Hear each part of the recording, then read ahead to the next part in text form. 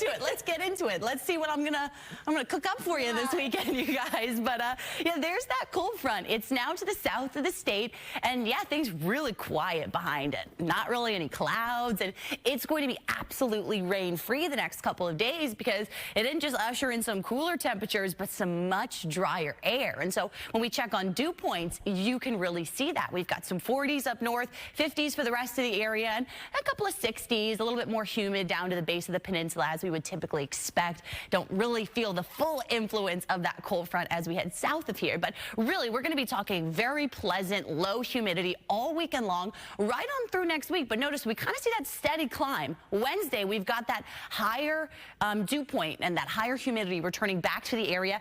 Then we take a dive again with a drier air mass moving in. So Wednesday, that is your heads up. That's going to be the active day in the week ahead as we're going to be tracking some rain and storms moving through. So we start by kind of talking about the tropics because that's what's going to help enhance the rain for us. We've got Tropical Storm Sarah, which is going to continue to impact Central America over the weekend, but the remnants of this get kind of swept up in a cold front as it moves across the country. And so some of that tropical air is going to work its way across the area. And so that does get swept up in the cold front, so we won't be talking about Sarah for much longer, but it is going to bring us a taste of just an unsettled day. We're talking about kind of those hit and miss showers and storms through a good chunk of the day on Wednesday. And so there will be a little bit of a variety in the actual rain totals that we get from that. But at this point, it looks like 1 to 2 inches could be likely. So there's where Sarah is now. It is stationary and just really continuing to sit right off the coast of Honduras, Belize, where it is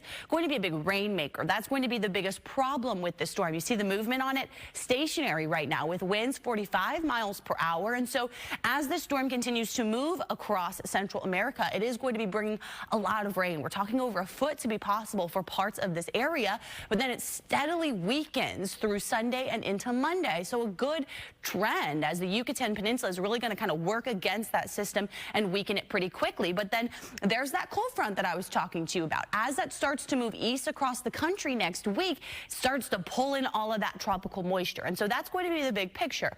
Wednesday, that's the day where things are going to be a little bit more active for the rain.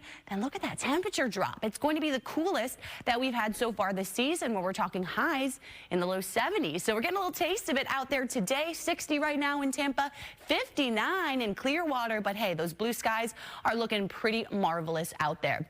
As we take a look at your planner for the day, it's going to be a slow warm up. So a good chunk of this morning in the 60s. And then we'll talk right around 80 degrees today in Tampa. Many spots will top out in the low 80s, maybe a couple of upper 70s mixed in, but really pleasant conditions. Another cool start tomorrow morning, 50s, low 60s. High of 82 on your Sunday. Rain free right on through Tuesday. Matt? Perfect. Thanks, Val.